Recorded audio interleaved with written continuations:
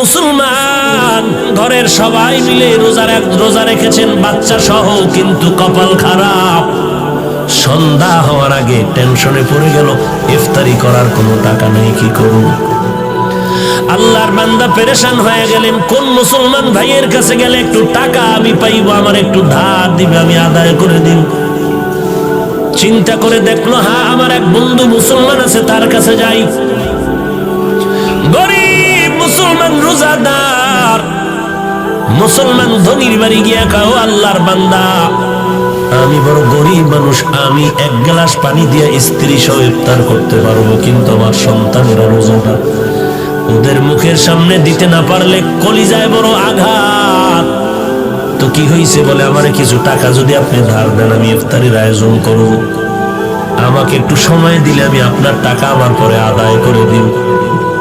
আল্লাহর বান্দা অহংকারী মুসলমান বলে, যাও, তোমাকে একটা টাকাও দেওয়া হবে না। দূর করে দিলেন গালি দিয়ে। মুসলমান বিদায় বেলা চোখের পানি ছেড়ে কান্না করে করে রাস্তা দিয়ে বাড়ি যায় আর বলে, আল্লাহ তুমি এমন গরিব বানাইছো, আজ আমি বাচ্চার সামনে কেমন করে হাসি মুখ দেখাবো? ইফতারি করার কোনো আয়োজন নাই, আমি তো এক গ্লাস পানি দিয়ে আমার স্ত্রীর নিয়ে ইফতারি করতে পারবো, কিন্তু বাচ্চাগুলোরে কিছু না দিলে তো আমি কষ্ট পাবো। আল্লাহর বান্দা চোখের পানি ছেড়ে কান্না করে আর বাড়ির দিকে আগায়। হঠাৎ করে একটা বিধর্মীর সাথে মোলাকাত হয়ে গেল। বিধর্মী ভাই ডাক দিয়া কয়, মুসলমান ভাই কেন কাঁদো? বলে, তুমি শুনে লাভ? বলে, হ্যাঁ বলো। বলে, এই হালাত আমার মুসলমান ভাই টাকা দেয় নাই। দেয় নাই তো ভালো, কিন্তু গালাগালি করে ধমক দিয়া কত বাজে কথা বলে তারাই দিয়েছে। বিধর্মী আল্লাহর বান্দা বলে, যদি মনে কোনো কষ্ট না নাও, আমি তোমার ইফতারির টাকা দিব, পারলে তুমি আমাকে দিয়া দিও, না পারলে কোনো দাবি নেই, যাও তুমি টাকা নিয়ে যাও। লোকটা চিন্তায় পড়ে গেল, আমি কি করব? কিন্তু নিরুপায় হইয়া যখন বিধর্মী রিকোয়েস্টে টাকা নিয়ে ইফতারির আয়োজন করলো, সন্ধ্যাবেলা ইফতারির সময় বাচ্চাদের নিয়ে মোনাজাত করলো, হে আল্লাহ আমি কি দোয়া করবো এই বিধর্মীর জন্য? মুসলমান তো টাকা দিল না, বিধর্মীর জন্য আমি কি দোয়া করব? তবে এতটুকু করি, হে আল্লাহ তুমি দয়ার নজরে, আমি তো বেঈমানি করতে পারি না, যে উপকার করলো তার তো শুকর আদায় করতে হবে। আমি এতটুকু দোয়া করি, তুমি তার সিনার মধ্যে হেদায়েতের নূর দান করে দিও। আল্লাহর বান্দা ইফতারির সময় দোয়া কবুলে এই দোয়া করিয়া ইফতারির আয়োজন কমপ্লিট করে রাত হয়ে গেল। গভীর রাতে সবাই ঘুমায়। এরে চট্টগ্রামের ধনী মুসলমান ভালো করে শুনো, আজকে তোমার টাকা কুকুরে খায়, কিন্তু তোমার বাড়ির পাশে কত গরিব একবেলা ভালো খানা খেতে পারে না। তোমার টাকা কত বাজে কাজে যায়, অথচ মাদ্রাসায় কত ছাত্র কোরআন পড়ে, এই শীতের মধ্যে একটা কম্বল কেনার টাকা নাই, একটা শীতের পোশাক কেনার টাকা নাই। তুমি যদি বলতা, ও কোরআনওয়ালা ছাত্র ভাই, আমি তোমার কম্বলের টাকা দিয়ে দিলাম, তোমার শীতের পোশাক কিনে দিলাম, ওই বাচ্চাটা রাত 10টার পরে ঘুমাইয়া আবার আজানের আগে উঠিয়া ওযু বানাইয়া ঠান্ডা পানি দিয়ে ওযু করে কোরআন তেলাওয়াত করে নামাজ পড়ে দোয়া করবে, আল্লাহ যেই বান্দা আমার উপকার করলো তুমিও তার একটু উপকার করিও। এই বান্দার দোয়া তো কখনো খালি ফেরত যাবে না, কারণ তোমার আমার জবানে গালি আছে, কোরআনওয়ালার জবানের মধ্যে গালি নাই। ওই তালিবুল ইলমের জন্য সমস্ত দুনিয়ার মাখলুকাতেরা দোয়া করে, ওই বান্দা শুকর আদায় করে দোয়া করলো। রাতের বেলা সবাই ঘুমায় গেল, বেদিনটাও ঘুমাইলো, মুসলমানও ঘুমায় গেল। হঠাৎ করে যেই মুসলমান অহংকারী গরিবের লাথি মেরে তাড়ায় দিল, টাকা দিল না, বাজে কথা বলল, ওই মুসলমান অহংকারী ঘুমের মধ্যে স্বপ্ন দেখতেছে কিয়ামত কায়েম হয়েছে। কিয়ামতের ময়দানে মানুষগুলো গলা কাটা মুরগির মতো চিল্লায়, উপরে সূর্যের গরম, সূর্যের গরমে জমিনটা হয়ে গেল তামা, ওদিকে জাহান্নামের আওয়াজ, মানুষগুলো ছুটাছুটি করে পালায়ন করবে, কোথায় যাবে? অসহ্যকর অবস্থা, গরম সহ্য করা যায় না, মাথার মগজগুলো টাস টাস করে ফাটতে শুরু হলো, চোখের পানি, কান্নার আওয়াজ, ওদিকে আমার আল্লাহ পাকের কাহারিয়তের আওয়াজ চলতেছে, লিমানিল মুলকুল ইয়াউম লিল্লাহ লিল্লাহিল ওয়াহিদিল কাহ্হার। হাসরের ময়দানটা যেন থরথর করে কাঁপতেছে। ওই মুসলমান বলে, আমি স্বপ্ন দেখিয়া দৌড়াইতেছি, কই একটু আমি আশ্রয় পাই, সূর্যের গরম সহ্য করতে পারি না। হঠাৎ করে তাকায়া দেখলাম হাসরের মাঠের এক কিনারে একটা সুন্দর স্বর্ণের বিল্ডিং দেখা যায়। আমি দৌড়াইয়া চলে গেলাম বিল্ডিং এর মধ্যে একটু আশ্রয় নেওয়ার জন্য। গিয়ে দেখলাম তালা লাগানো, দারোয়ান ফেরেশতা বসে আছে। বললাম, ওরে দারোয়ান, একটু দরজাটা খুলিয়ে দে, এই হাসরের কষ্ট সহ্য করতে পারি না। দারোয়ান ডাক দিয়া কয়, এটা তোমার জন্য বানানো হয়নি। বলে, এই তালার চাবি কে পাইবে? বলে, দুনিয়াতে যারা গরিবের সাহায্য করেছে তাদেরকে আল্লাহই চাবি দিবে। মুসলমান অহংকারীটা ঘুম ভেঙ্গে হতাশ হয়ে গেল। দেখলাম কি হলো, কি দৌড়াইয়া গরিব মুসলমানের বাড়িতে হাজির।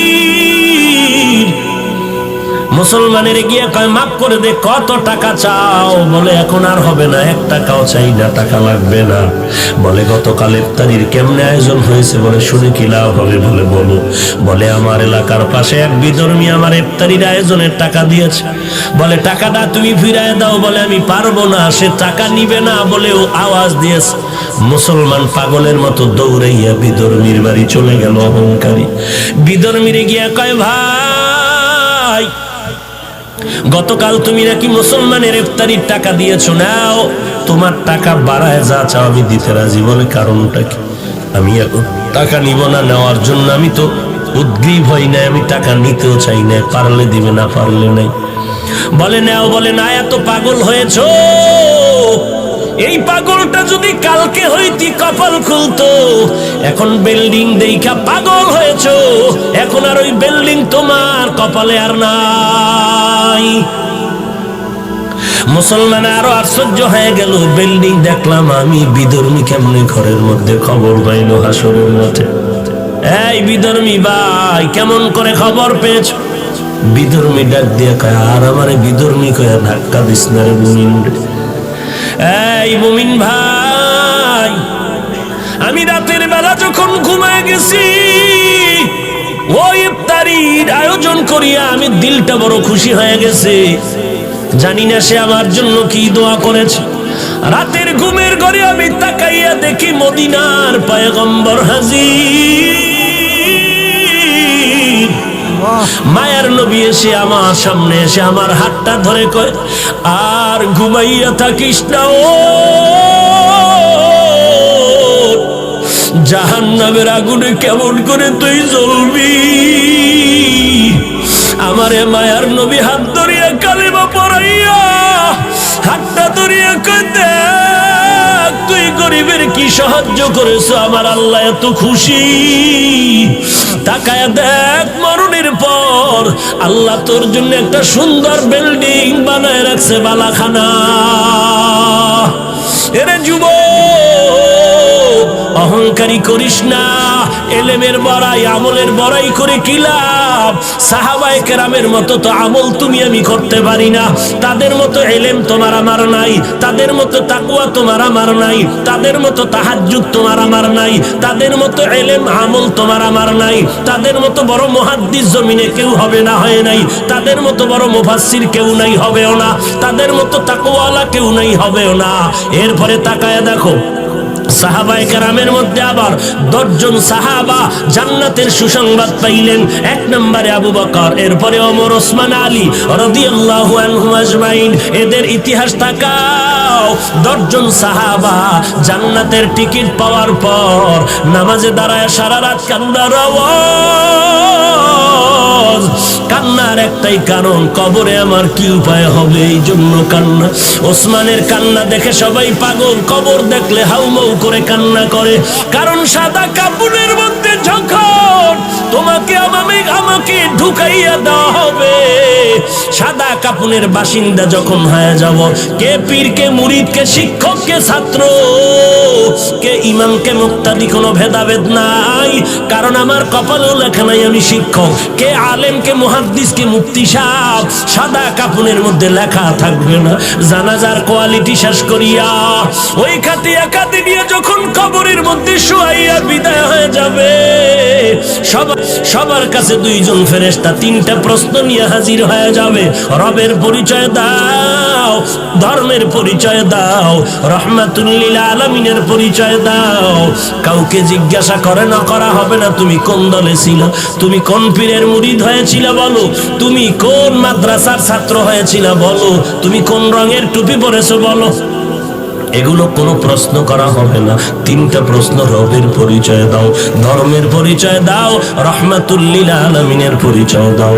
তারাই কবরে গিয়া জবাব দিতে পারবে যারা দুনিয়াতে রবের গোলামির রশিটা গলায় লাগাইছে। এরা কবরে গিয়া বলবে রব্বি আল্লাহ, আমার একমাত্র রব হলেন আমার আল্লাহ। আমি আল্লাহকে বেজার করে কোনো কাজ আমি করি নাই, আমি আল্লাহর রাজির বাইরে কোনো দিন কি দিন আল ইসলাম, আমার ধর্ম একমাত্র ইসলাম, ইসলাম ছাড়া কোনো ধর্মের চিন্তাও অন্তরে আনি নাই। এরপরে আমার মায়ার নবীকে দেখায় বলবে চিনো, হ্যাঁ ইনি তো আমার সেই মায়ার নবী, যেই নবীকে দেখার কত কান্না করেছি, দেখার জন্য পারি নাই। আলেম ওলামাদের মহব্বতে নবীর আদর্শের টুপি পরেছি, দাড়িটা লম্বা করেছি, মাদ্রাসায় লেখাপড়া করেছি। কত মানুষ কত বাজে কথা বলেছে, মাদ্রাসায় পড়ে লাভ নাই, টুপি পরে লাভ নাই, এরপরও ফালাই নাই। ওই নবী তো আমার আপন। আল্লাহ অর্ডার করবে আর কষ্ট দিও না, তাড়াতাড়ি কবরে জান্নাতের বিছানাটা বিছায়া দাও। পক্ষান্তরে যারা কবরে গিয়া জবাব দিতে পারবে না, কারণ রবের গোলামি করে নাই, ইসলাম ধর্ম পালন করে নাই, আর নবীর সুন্নতের খবর নাই, মাথার চুলগুলোর মধ্যে নবীর সুন্নত ছিল মানে নাই। নবীর সুন্নত উম্মতের জন্য বড় নেয়ামত, যেই সুন্নতের আদর্শের মতো পবিত্র আদর্শ জমিনে কারো নাই। আঙ্গুলের নখগুলো কাটার মধ্যে নবীর সুন্নত ছিল মানে নাই, চুল কাটার মধ্যে রাখার মধ্যে নবীর সুন্নত ছিল, উম্মতেরা মানে নাই। বান্দা জুতা পরিধানের মধ্যে নবীর সুন্নাত ছিল মানে নাই, মসজিদে ঢুকতে সুন্নাত, বের হতে সুন্নাত মানে নাই, বাথরুমে ঢুকতে সুন্নাত, বের হতে সুন্নাত মানে নাই। নবীর সুন্নাত না মানার কারণে ওই বান্দা হাসরের ময়দান কবরে যাওয়ার পরে তো নবীকে চিনবে না, শুধু একটা আওয়াজ দিবে লা আদরি, লা আদরি, আমি কিছুই জানি না।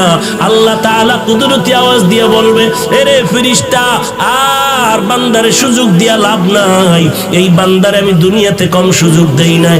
আমার দেওয়া পানি, আমার দেওয়া বাতাস, আমার দেওয়া সূর্যের আলো, চাঁদের আলো, সব নিয়ামতগুলো ভোগ করার পর আলেম ওলামাদের কথা তো মানেই নাই, বরং আলেমের গালাগালি করেছে আর বলেছে ওলামায়ে কেরামের কথা মতো চলবো না। ওলামায়ে কেরাম যদি নামাজের কথা বলছে, বলে নামাজ পড়বো না, দেখি কার শক্তি আছে নামাজ পড়াবে। আমার ওয়ারাসাতুল আম্বিয়া নবীর ওয়ারিসদের বিরোধিতা করেছে, আমি আল্লাহ এখন আর সুযোগ দিব না। ও ফেরেশতা, তাড়াতাড়ি কবরের মধ্যে জাহান্নামের আগুন বিছানা বিছায়া দাও, জাহান্নামের সাথে একটা রাস্তা বানায় দাও। আল্লাহ গোসা নিয়ে বলবেন কবরের মাটি এই নাফরমানের দুই পার্শ্ব থেকে জোরে জোরে চাপ দাও, চাপের কারণে পাঁজরের হাড়গুলো চুরমার হয়ে যাবে। এরে আল্লাহর বান্দা, বালিশে মাথা লাগাই 1 মিনিট চিন্তা করো, সমস্ত আল্লাহওয়ালারা এত বেশি আমল করিয়াও কান্না বন্ধ করেন নাই, সাহাবায়ে কেরাম কান্না বন্ধ করেন নাই। আমার নবী যার কোনো গুনাহ নাই, সারা রাত নামাজে কান্না করেন আর কাটায় দেন। আজকে তুমি কিভাবে ভাবলা যে কান্না লাগবে না? আল্লাহ বলেন বেশি বেশি কান্না করো, নবী বলেন 1 ফোঁটা চোখের পানির দাম কত? 70 বছর পর্যন্ত অন্যায় করেছো, 1 ফোঁটা চোখের পানি যদি ফেলতে পারো, তোর জীবনের 70 বছর গুনাহগুলো আল্লাহ মাফ করে দিবে। এরে নবীর উম্মতের দল, ও যুবক, আমি বলি না তুমি নবীর তরিকা মেনে স্কুল ছেড়ে দাও, চাকরি ছেড়ে দাও, না না, স্কুলে থাকো, খবরদার বের হবা না, ওখানে লেখাপড়া করে ডাক্তার, ডক্টর, ইঞ্জিনিয়ার হও, আমাদের দেশের জন্য বড় গৌরব। তবে তাকায় দেখো ডানে বামে তোমার আমার মতো কত বান্দা ডাক্তারি করে নামাজ বাদ দেয় না। বান্দা তাকায় দেখো স্কুল কলেজে লেখাপড়া করে নামাজ বাদ দেয় না। তোমার বিবেকরে জিজ্ঞাসা করো, তুমি কেন পারবা না রে বাবা? নবীর সুন্নতের মালাটা গলায় রাখতে পারবা না কেন? চট্টগ্রাম বিশ্ববিদ্যালয়ের দিকে নজর করে দেখো, এমনও কত ছাত্র আছে মাথায় টুপি আর পাগড়ি, লম্বা দাড়ি, লম্বা জামা পরিয়া ক্লাস করে, আছে না নেই? রিক্সার ড্রাইভার ড্রাইভারি করে, আজান হলো মসজিদে গিয়ে নামাজ আদায় করতেছে। এরে আল্লাহর বান্দা, তোমার আমার মতো যুবক কত টাকার মালিক 1 টাকাও হারাম খায় না, নামাজ বাদ দেয় না, তুমি কেন পারবা না রে বাবা? আল্লাহর কাছে তওবা করো। কয়দিন আর যৌবনের বাহাদুরি করবা? কয়দিন আর? তোমার আমার বয়সের কত যুবক এই করোনা ভাইরাসের মধ্যে কবরে চলে গেল। তোমার আমার বয়সের থেকে কম বয়সের যুবকও কবরে চলে গেল। কয়দিন আর বাহাদুরি করবা? আল্লাহর কোরআনটা কি মিথ্যা মনে করেছো? ওলামায়ে কেরামের কথা কি মিথ্যা মনে করেছো রে বাবা? যদি মিথ্যা হইতো সাহাবায়ে কেরাম জীবনটা দিয়ে কান্না করতেন না, আল্লাহর নবী এত কষ্ট করতেন না, আউলিয়ায়ে কেরাম এত কষ্ট করে জীবনটারে কাটাইতেন না। এখনো সময় আছে, দলাদলি ছেড়ে দাও, একমাত্র আল্লাহওয়ালাদের সাথে সম্পর্ক লাগাও। কোন আল্লাহওয়ালা? যাদের বয়ান শুনলে আমল মোহাব্বত বাড়বে, আমল হবে, যাদের বয়ানে চোখের পানি আসবে, দিলটা নরম হবে। আল্লাহর কাছে কান্না করো, তৌফিক চাও, হে আল্লাহ জীবন চলে যাবে, আর কোনোদিন নামাজ ছাড়বো না, বেপরদায় চলবো না, ওলামায়ে কেরামের বিরোধিতা করবো না, লেখবো না, জবানে কিছু বলবো না, নবীর তরিকার বাহিরে চলবো না, সহিভাবে কোরআন শিখবো, 5 বেলার নামাজ আদায় করবো, মা বাবার খেদমত করে দোয়া নিব, নবীর তরিকা মতে চলবো, কোনোদিন দেশের বিরুদ্ধে জাতির বিরুদ্ধে কোনো ষড়যন্ত্রে লিপ্ত হব না। ও আল্লাহ, তুমি আমাদের সবাইকে তওবা করার তৌফিক দান করে দাও, আমাদের তওবার উপরে মজবুত হয়ে চলার মতো তৌফিক দান করে দাও। আমিন। আলহামদুলিল্লাহি রাব্বিল আলামিন, ওয়াসসালাতু ওয়াসসালামু আলা সাইয়্যিদিল আম্বিয়া ওয়াল মুরসালিন ওয়া আলা আলিহি ওয়া আসহাবিহি আজমাইন। ইয়া আরহামার রাহিমিন, ইয়া আরহামার রাহিমিন, ইয়া আরহামার রাহিমিন। রব্বিরহামহুমা কামা রব্বায়ানি সগীরা, রব্বিরহামহুমা কামা রব্বায়ানি সগীরা। আল্লাহুম্মা ইন্নাকা আফুউন তুহিব্বুল আফওয়া ফা'ফু আন্নী। اللهم إنا نعوذ بك من البرص والجنون والجذام ومن سيء الأسقام. اللهم إنا نعوذ بك من البرص والجنون والجذام ومن سيء الأسقام. اللهم إنا نعوذ بك من سخطك والنار. ربنا هب لنا من أزواجنا وذريتنا قرة أعين وجعلنا للمتقين إماما. ربنا وآتنا ما وعدتنا على رسلك ولا تخزنا يوم القيامة إنك لا تخلف الميعاد. ربنا لا تزغ قلوبنا بعد إذ هديتنا وهب لنا من لدنك رحمة إنك أنت الوهاب. ربنا آتنا في الدنيا حسنة وفي الآخرة حسنة وقنا عذاب النار. ودير মালিক, এই শানের সালাত সম্মেলনে 2 দিন ব্যাপী প্রোগ্রামের শেষ, কত উলামায়ে কেরাম হাত তুলেছেন, মুরব্বী হাজী সাহেবরা হাত তুলেছেন, আয় আল্লাহ কত ব্যবসায়ী, কত চাকরিজীবী, কত যুবক ভাই, ছাত্র ভাইরা হাত তুলেছেন, পর্দার আড়ালের কত মা বোনেরা যেন হাত তুলেছেন রে আল্লাহ। আমরা সবাই এসেছিলাম দুনিয়াতে কত পবিত্র অবস্থায়, শয়তানের ধোকায় পড়ে গুনাহ করে জীবনটাকে নষ্ট করে ফেলেছে। আমার গুনার খবর এলাকার